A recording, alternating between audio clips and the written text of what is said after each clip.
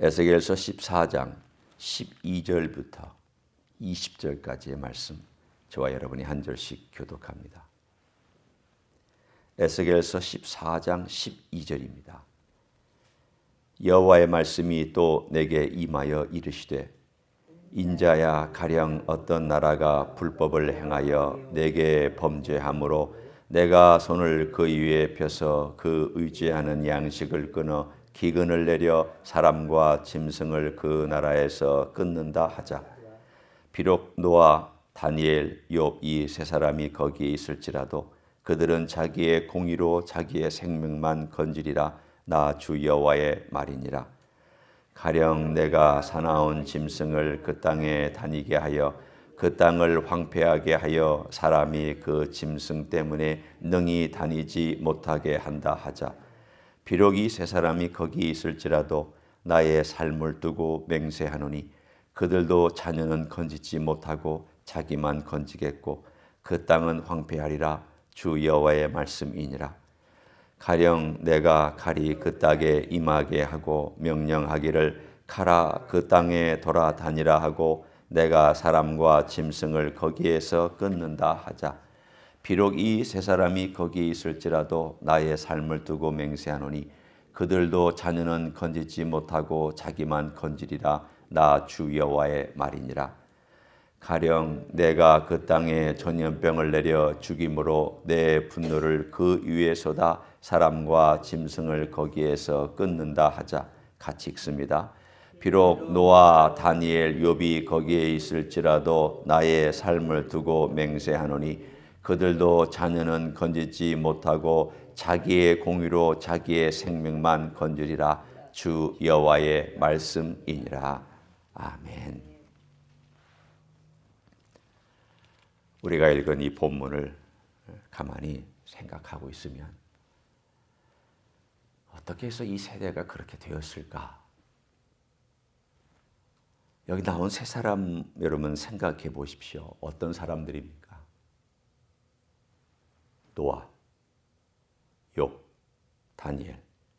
물론 지금 순서로 봐서는 노아, 다니엘, 욥 이렇게 나왔지만 우리가 시대로 한번 생각해 본다면 노아 그 먼저 사람이고요. 욥 그 다음 세대 사람이고, 세대라는 건 한참 후라는 뜻입니다.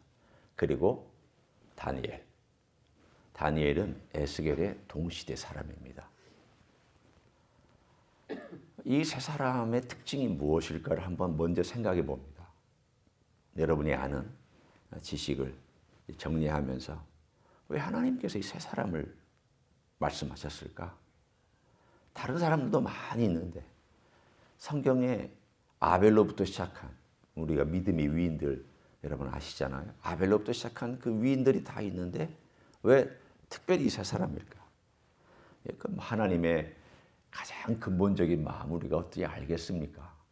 하지만 몇 가지 특징이 있습니다. 일단 우리가 알고 있는 노아를 살펴보면 노아가 살던 시대 대단히 악했습니다. 하나님께서 이 세상을 물로 심판하시겠다라고 이미 선언하시고 말씀하셨습니다. 그리고 이렇게 노아에게 명령하셨습니다. 너 방주 만들어라.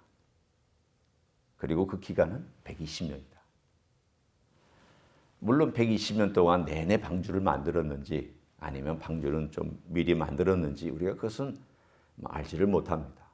한 가지 알 수 있는 것은 거의 긴 세월 동안 그 큰 배를 만들었다는 걸 알 수 있습니다.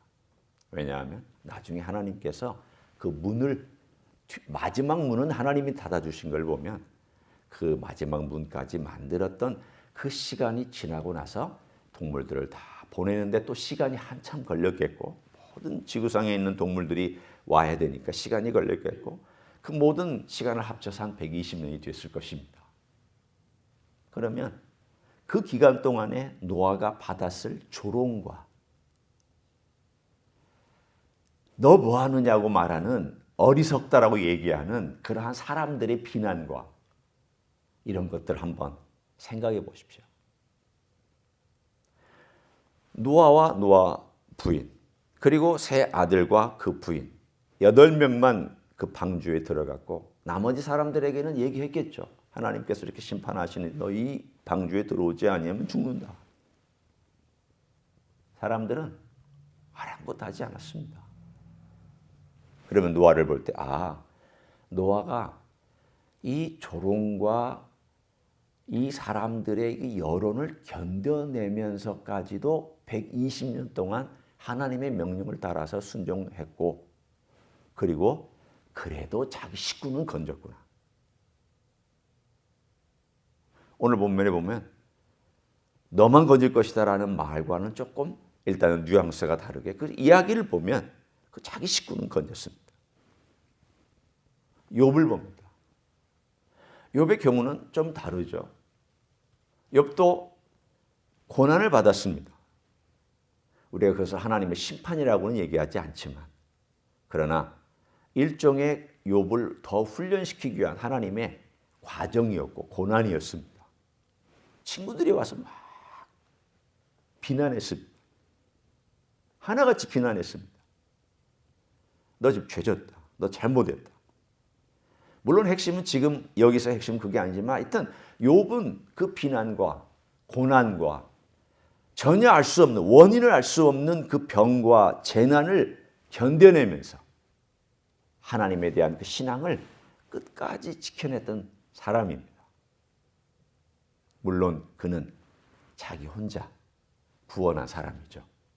왜냐하면 그 부인은 도망갔고 자식들은 죽었기 때문에. 그러나 한 가지 그가 하나님께 명령받은 것 있습니다. 나중에 네가 이들을 위해서 기도해라. 친구들을 말하는 것이죠. 네가 이들을 위해서 기도하면 내가 용서해 주겠다.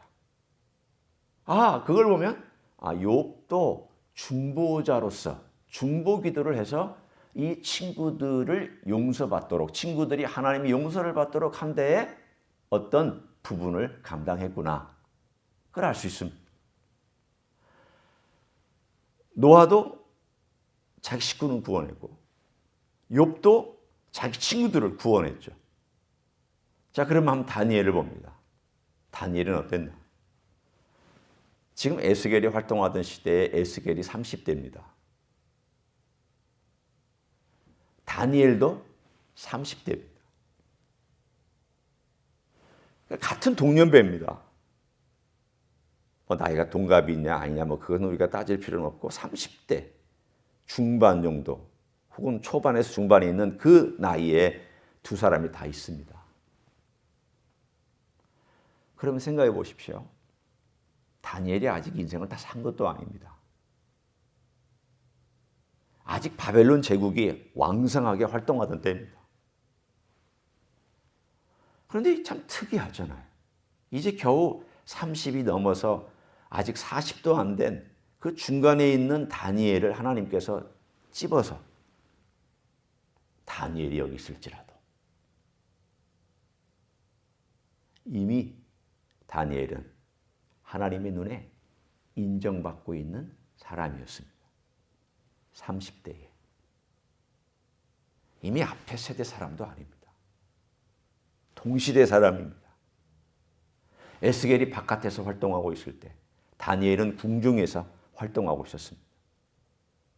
서로 교류는 했는지 안 했는지는 모르지만 알고 지냈던 사이고 이미 포로로 잡혀왔던 사람들은 다니엘이라고 하는 걸출한 사람이 그 궁정에서 높은 지위에 있으면서 하나님께 참 헌신되고 정말 신실하게 살아가고 있다고 그 마음에 우상을 섬기지 아니하고 하나님을 위하여서 하루에 3번씩 기도하고 있는 아침에 점심에 저녁에 그의 평생에 왔던 삶을 그가 살아가고 있다고 사람들이 들어서 알고 있었을 것입니다.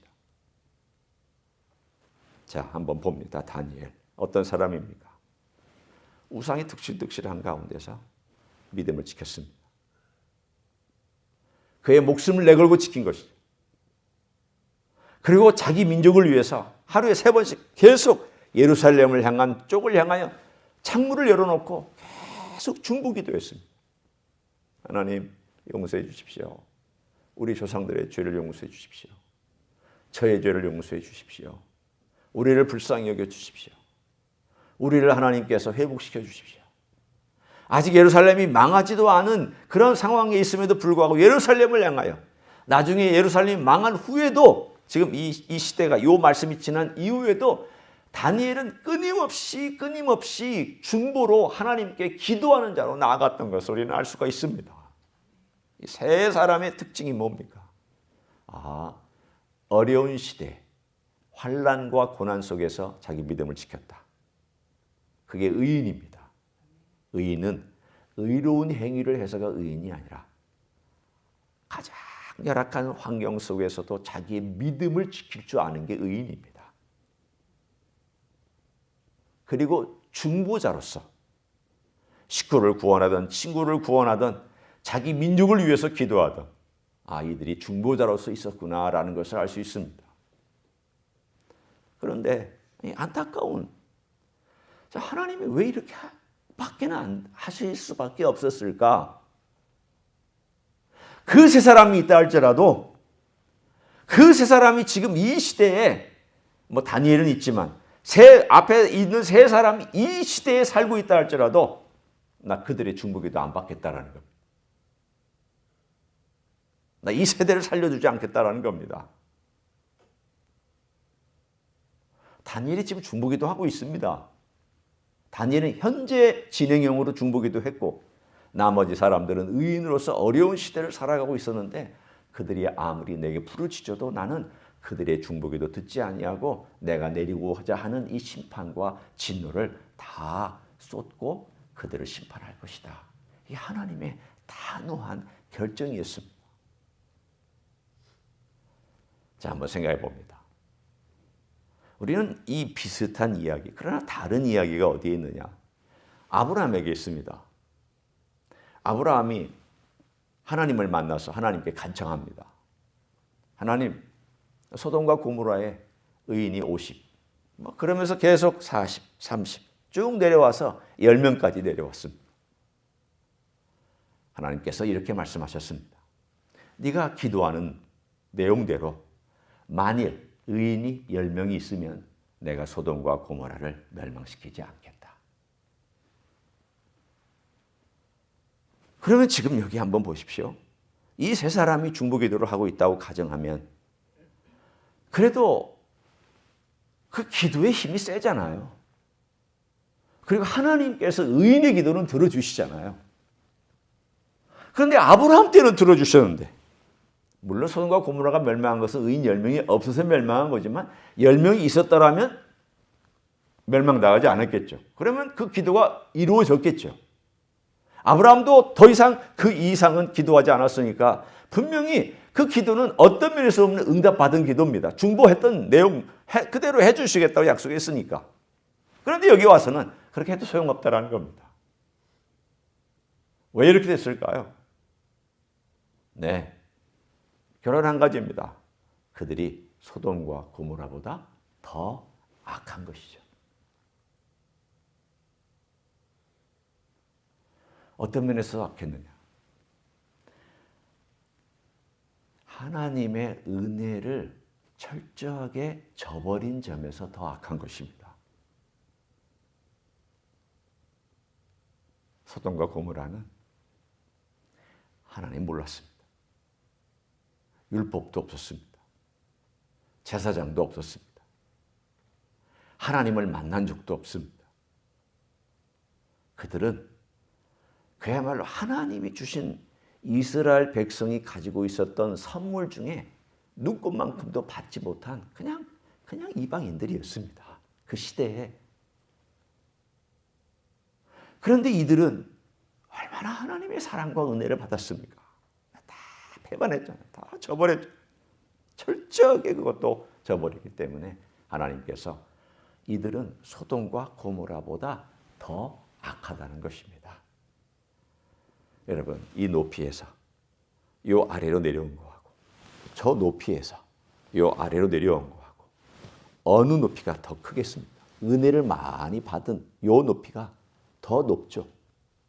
은혜를 못 받은 것은 만약에 여기라면 이들은 은혜를 많이 받았기 때문에 요 높이인데 삶이 똑같아 라고 가정한다 할지라도 사실은 이 폭이 너무 큰 거예요.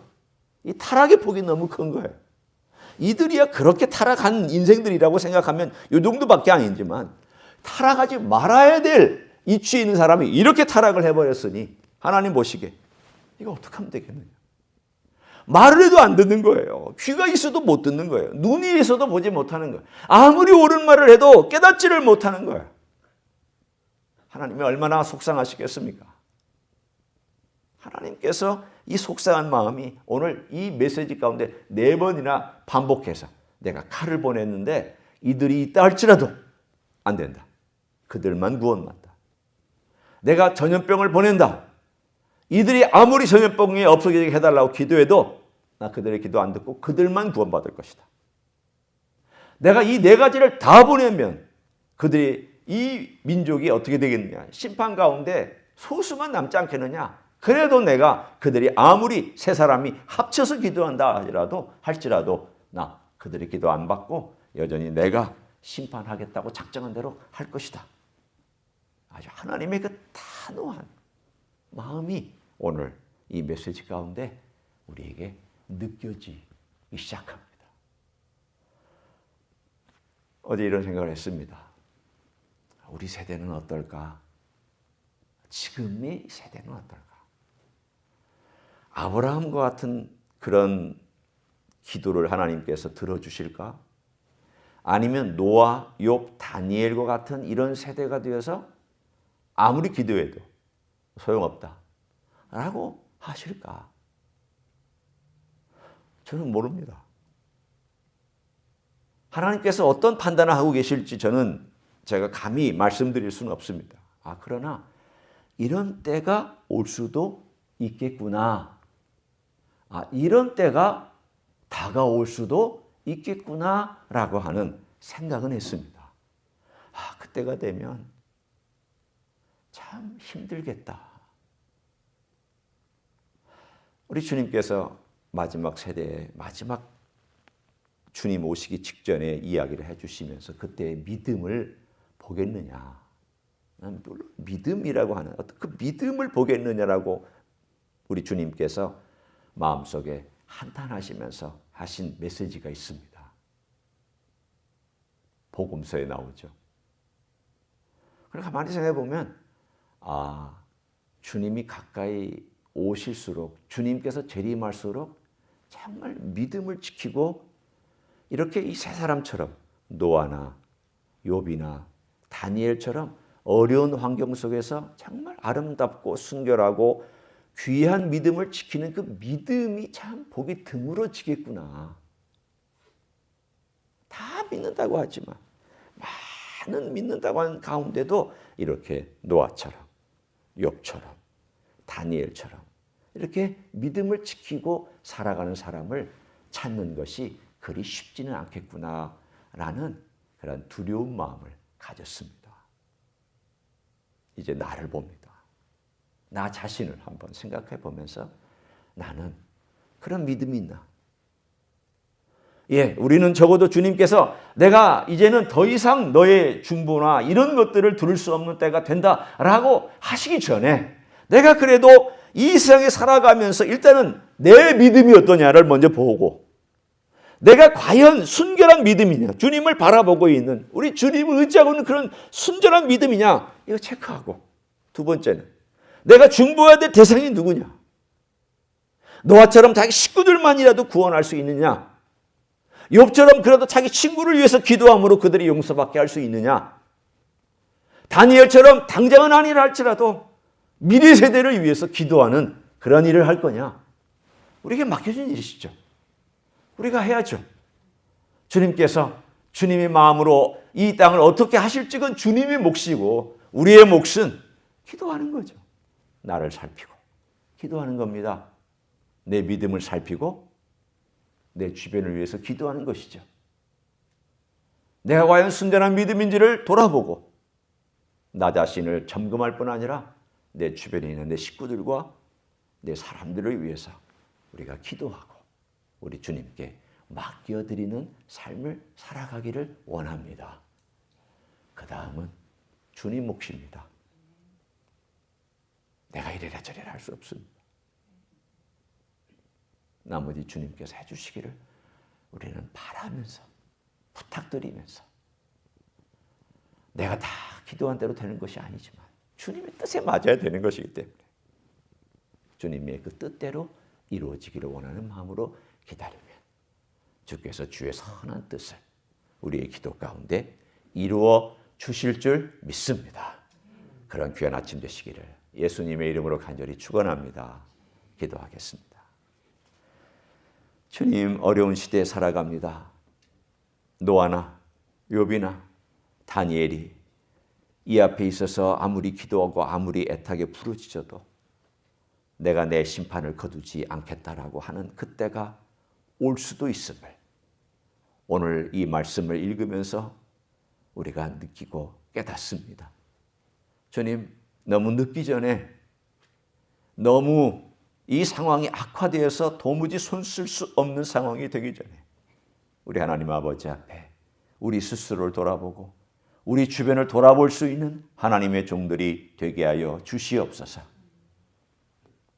기도의 결과나 기도의 응답은 주의 손에 있사오니 주께서 주의 뜻대로 행하시고 우리는 주님 앞에 간절한 마음과 솔직한 심정과 진지한 마음으로 우리 주님 앞에 늘 설 수 있는 하나님의 종들이 되게 하여 주시옵소서.